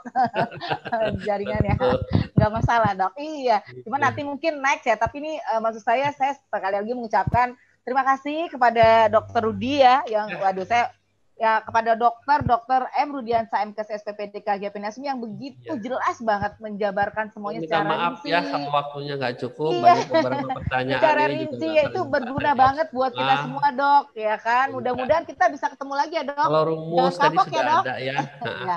Ya, nanti boleh materinya di-share ya dok. Materinya silakan aja tuh. Oke, baik. Ya. Boleh materinya. Oke, sekali lagi saya mengucapkan terima kasih kepada Dokter Rudi. Jangan kapok ya dok. Kapan-kapan kita boleh kolaborasi lagi ya dok. Siap. Oke, terima kasih sekali lagi atas waktunya dok. Doanya aja semua karena kita dalam kondisi pandemi. Saya juga satu lagi mungkin ya saran buat teman-teman pasien.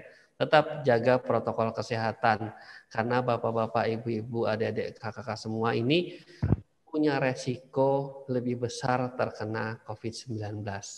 Kenapa resiko? Karena daya tahan tubuhnya jauh lebih rentan. Ya, itu sehingga dengan kita menjaga protokol tadi menghindari penularan. Ya, kita juga tidak tahu, mungkin Bapak Ibu juga tertular tapi kebetulan gejalanya tidak muncul, kuat juga masih. Nah, paling tidak resiko tidak menularkan ke orang sekitarnya atau ke pasien yang lain. Ya, jadi tolong sama-sama kita saling menjaga. Kalau ada keluhan segera, jangan merasa wah ini saya sakit kan saya COVID ya sudah sakit mau diapain tuh. Donald Trump presiden Amerika juga karena terkapar juga kasihan kena ya. Semua bisa kena, nggak ada yang nggak mungkin dan tidak ada yang artinya kebal benar-benar ya, kecuali nanti kalau memang benar-benar berhasil vaksinnya, obatnya sudah ditemukan benar-benar bermanfaat, kita bisa menjaga semua, kita bisa kembali seperti semula. Karena kita sudah berdoa semua supaya cepat segera COVID ini berlalu, kemudian virus coronanya juga mungkin pulang kampung. Saya doakan saja kalau misalnya kurang duit mungkin kasih aja duit mereka pulang kampung ya. Udah nggak usah ke Indonesia lagi, nggak usah ada di tempat kita. Itu saja. Mudah-mudahan bermanfaat. Saya mohon Oke, maaf. dokter, ya. Ya, kenapa Bu Dek?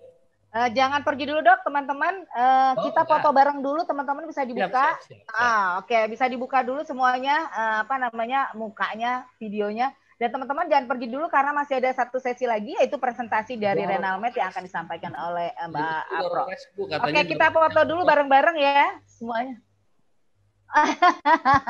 Aduh, itu yang berat dok. Oke, kita bisa foto bareng-bareng dulu sama-sama ya. Oke. Ya, dok. Ya, kita buka dulu. Oke. Kita buka dulu ya, dok. Oke, dibuka dulu ya. Oke, sebentar ya. Ada kakak. Halaman 1.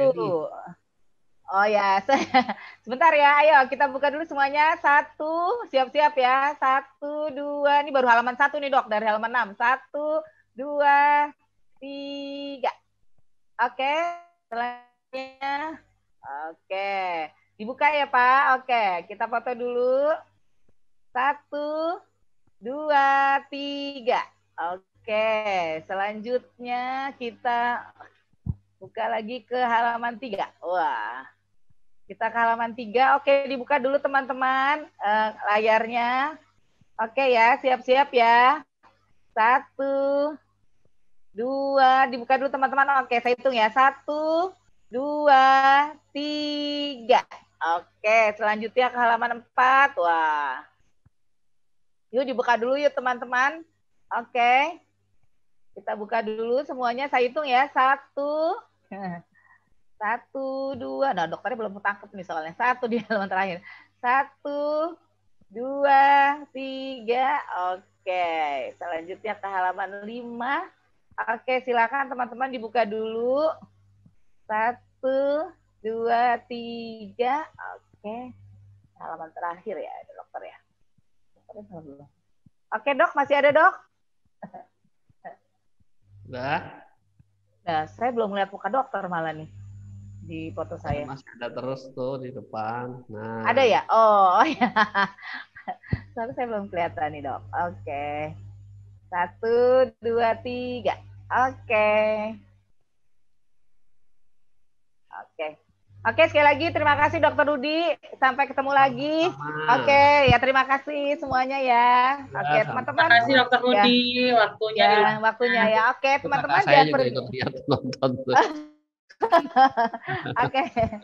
Oke, teman-teman. Selanjutnya silakan presentasi dari Renalmed kepada Mbak Afro. Kami persilakan.